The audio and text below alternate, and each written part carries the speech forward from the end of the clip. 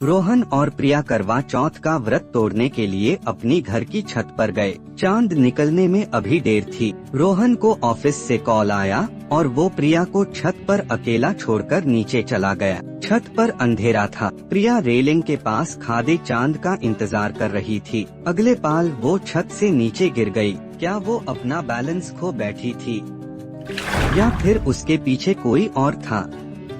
Rohan call खत्म करके जैसे ही छत पर आया, प्रिया कहीं नहीं दिखी। वो परेशान हुआ और नीचे देखने लगा। तभी उसे नीचे से चीखों की आवाज आई। वो दौड़कर नीचे गया और देखा कि प्रिया खून से लथपथ जमीन पर पड़ी है। उसने अभी तक व्रत भी नहीं खोला था। रोहन का रोना बंद नहीं हो रहा था। तुरंत पुलिस आई। पुलिस ने छत का मुआयना किया। छत पर क्या हुआ था? पुलिस ने रोहन से पूछा। रोहन ने बताया कि वो और प्रिया दोनों थे, लेकिन कॉल आने पर वो नीचे चला गया था। पुलिस ने घर में मौजूद सभी लोगों से पूछताछ की। सीमा भी थोड़ी देर बाद आ गई। इन्वेस्टिगेशन शुरू हुई। रोहन और प्रिया में प्यार तो बहुत था, लेकिन बच्चे को लेकर अनमेन अक्सर अनबन होती थी। क्या इसी वजह से रोहन ने गुस्से में प्रिया को धक्का दे दिया, या फिर ये सिर्फ एक थी?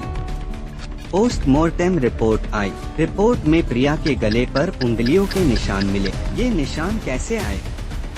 क्या प्रिया ने गिरने से पहले किसी को पकड़ने की कोशिश की थी, या फिर? पुलिस का शक रोहन पर और भी बढ़ गया। घर में सभी लोग शॉक में थे। रोहन को गिरफ्तार कर लिया गया। सबको लग रहा था कि रोहन ही कातिल है, लेकिन सच्चाई अभी सामने आनी बाकी थी। क्या प्रिया सच में खुद गिरी थी, या फिर उससे किसी ने धक्का दिया था? और अगर धक्का दिया था तो वो कौन था और उसकी क्या वजह थी? रोहन जेल में था। सबको लग रहा था कि उसने अपनी पत्नी प्रिया को मार दिया, लेकिन रोहन के भाई, जो उनसे छोटा था, यकीन नहीं हो रहा था कि रोहन ऐसा कर सकता है। रोहन अपनी पत्नी से बहुत प्यार करता था और करवा चौथ का व्रत भी उसने प्रिया के लिए रखा था। एक दिन रोहन का भाई सीमा के कमरे में गया। वहाँ उसे प्रिया की कुछ चीजें दिखाई दी। वही चूड़ियाँ जो प्रिया ने करवा चौथ के दिन पहनी थी, वो ही बैंगल और वो ही अंगूठी। तुरंत शक हुआ, ये चीजें सीमा के पास कैसे आई? उस दिन तो प्रिया छत से गिरी थी। रोहन के भाई ने चुपके से सीमा पर नजर रखनी शुरू कर दी।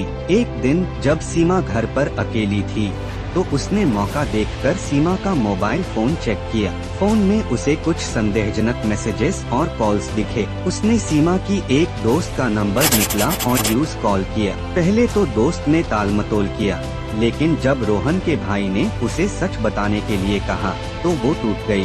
दोस्त ने बताया कि सीमा करवा चौथ की रात उसके घर आई थी, लेकिन वो बहुत जल्दी चली गई थी, ये कहकर कि उसे घर पर कुछ काम है।